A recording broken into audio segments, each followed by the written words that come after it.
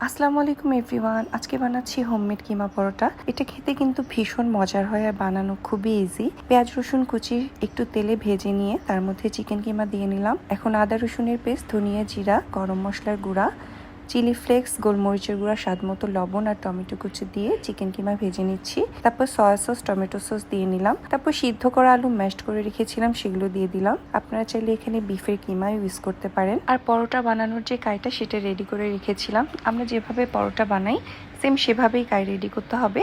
আর কিমার মধ্যে আমি কিন্তু নামানোর আগে ধনেপাতা আর একটু কাঁচামরিচ কুচি দিয়ে নিয়েছিলাম। এখন এই যে কাইগুলোকে গোল গোল করে ভিতরে কিমা দিয়ে আমি হালকা করে একটু বেলে নিচ্ছি।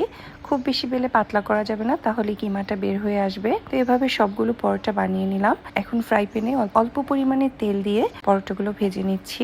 খুব বেশি ডুবো তেলে ভাজার দরকার হয় না, অল্প তেলে ভাজলেই হয়ে যায়। দেখতে পাচ্ছেন পরোটা কিন্তু ফুলেও গেছে, খুব সুন্দরভাবে হয়ে গেছে। এটা খেতে যে কি পরিমাণে মজা, এটা একবার বানিয়ে খেলে কিন্তু আপনারা আর বাইরের কেনাটা আপনাদের কাছে ভালো লাগবে না। তো অবশ্যই একবার ট্রাই করবেন। এটা খুব মজার একটা নাস্তা। Thanks for watching everyone.